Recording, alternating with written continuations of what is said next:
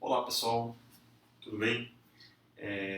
Daremos início, nesse momento a mais uma aula, uma aula introdutória sobre matemática elementar, Falaremos hoje sobre vetores cartesianos, Eu me chamo João Paulo da Silva Alves, sou professor de Física, do Instituto Federal do Pará, campus Belém, e o intuito dessas aulas, essas pequenas aulas, videoaulas, referente a assuntos de grande importância para a física, por exemplo, é deixar os nossos alunos mais bem preparados, mais bem qualificados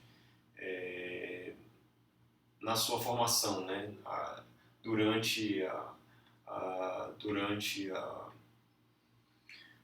os seus trabalhos que estão sendo desenvolvidos pelos seus orientadores, aqui na instituição. Então, vamos lá, certo? Bem, hoje falaremos de vetores cartesianos. Então, os vetores, cartesianos, o que é um vetor, Um vetor, ele é nada mais, nada menos do que uma representação, que pode ser analítica ou gráfica de uma determinada região do espaço. Você mapeia um determinado ponto do espaço, por exemplo, utilizando, por exemplo, um vetor, a partir do sistema de coordenadas escolhidas. Então, o que nós iremos falar hoje desses vetores, cartesianos, vetores relacionados com a geometria cartesiana, que é comprimento, largura e altura, x, y, z. Mas nós iremos falar de maneira bem breve, primeiramente no caso plano, depois o caso bidimensional e depois o caso tridimensional. Então, um vetor, por exemplo, um vetor ele precisa de características, de propriedades. E que propriedades são essas? Por exemplo, um vetor ele precisa de módulo, ele precisa de orientação, e nessa orientação o que estou me referindo, na parte de orientação vetorial, é que essa orientação ela necessariamente está ligada com a direção e o sentido desse vetor. Bem, então se eu fizer uma representação gráfica desse vetor, então imaginamos que você tem o plano cartesiano. Vamos começar com o plano, inicialmente você tem coordenadas x, coordenadas y, e aí você tem um ponto no espaço aqui, um ponto P com um par ordenado, com uma coordenada abscissa e outra uma ordenada, y. E aí esse vetor, esse ponto ele pode ser mapeado a partir desse sistema de coordenadas por um vetor que vai da origem até o ponto P, orientado no espaço dessa forma, um vetor que eu chamei de vetor R. Mas aí esse vetor eu posso fazer o que nós chamamos de decomposição vetorial, Então você pega esse vetor R e faz uma decomposição na direção x, e uma decomposição na direção y. Então esse vetor R ele pode ser escrito como sendo um vetor que vai da origem até esse ponto, mais um outro vetor que vai daqui até o ponto P. Então esse vetor que vai da origem a esse ponto, nós chamamos de vetor x, x vetor, e esse vetor que vai daqui até aqui nós chamamos de vetor y. Então, esse vetor R, no final das contas, eu posso escrever ele de maneira analítica como sendo um vetor, esse termo aqui é o vetor x, mais um vetor y.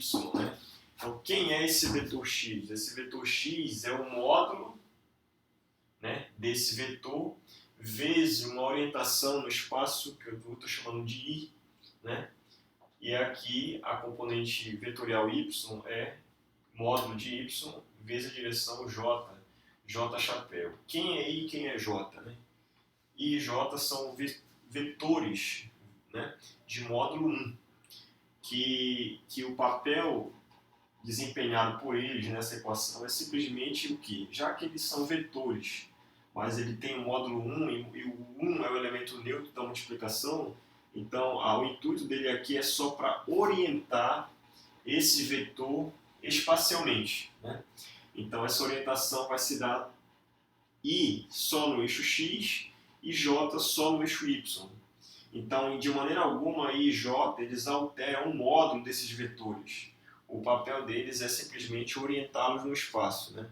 Já que versores são vetores de módulo 1 e o 1 é o elemento neutro da multiplicação. Então você pode fazer uma representação analítica desse vetor dessa forma no plano cartesiano, né, no espaço bidimensional.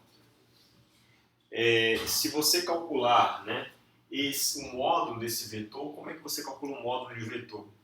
Você pode fazer, por exemplo, o módulo quadrático de um vetor, ele é nada mais, nada menos que o produto escalar dele por ele mesmo. Né? Esse ponto que se chama produto escalar. Então, se você pegar o vetor R, que é esse, e substituí-lo aqui, e fizer o produto escalar, o resultado disso, né, nós sabemos que o produto escalar, as componentes que irão contribuir, as componentes não nulas desse vetor, serão as componentes iguais. Então, vou fazer o produto escalar entre vetores I com I, que vai dar 1. Então, x com x dá x quadrado. Depois, y com y vai dar y quadrado, j escalar j vai dar 1. Já componentes cruzadas, x com j, i com j e j com i, vai dar nula, né? Só componente nula. Então, o que nós temos aqui, né, através desse produto escalar, é que r quadrado, né, o módulo quadrático desse vetor, nada mais, nada menos é do que a sua componente x quadrado mais a componente y quadrado. Isso já era previsto pelo teorema, né, pelo teorema de Pitágoras, como a gente sabe desde lá do ensino médio. Bem, isso é o caso bidimensional. E o caso tridimensional? O caso tridimensional é a mesma coisa, né? Você tem aqui um ponto P, né, com coordenadas x, y, z, né, componentes. Você pode projetar uma componente na direção z desse vetor R, né, orientado no espaço, uma outra componente, né, decomposta no eixo x e outra no eixo y. Cada uma com componente x, y, z, esse vetor tem. E aí você introduz nesse sistema cartesiano tridimensional, além dos versores, vetores de módulo 1 orientado em cada uma das direções, né, e na direção crescente do x, j na direção crescente do y e k na direção crescente do z, né? Então com isso você pode escrever esse vetor R da mesma forma que você escreveu no plano, só mudando agora que você introduziu uma componente z, né, aqui nesse vetor, né? Então lembrando que esse termo aqui é justamente um vetor na direção z. Certo? É um vetor, é esse vetor aqui, nessa direção z aqui. Ó. Aqui existe um vetor na direção y e um outro vetor na direção x. Então se você fizer essa soma, né, x, esse y, o vetor você pode trasladar ele de um ponto a outro, não mudando o seu tamanho, a sua magnitude, nem a sua orientação, direção e sentido, você pode arrastá-lo para cá. E esse componente você pode arrastá-lo para cá. No final das contas, você tem x vetor mais y vetor mais z vetor, vai dar o vetor total, que é o R, que é justamente esse aqui. Então, essa é a representação geométrica, né, de um vetor, e aqui o que eu estou fazendo é uma representação puramente analítica. Então, se você aplicar a mesma definição de um produto escalar, se você quer encontrar, por exemplo, um módulo de um vetor, você aplica, né, um produto escalar como esse aqui e você conclui, né, que você vai obter justamente um teorema de Pitágoras, no caso tridimensional, né? Cada componente ao quadrado, x, y, z desse vetor, né? E ele ao quadrado. Perfeito?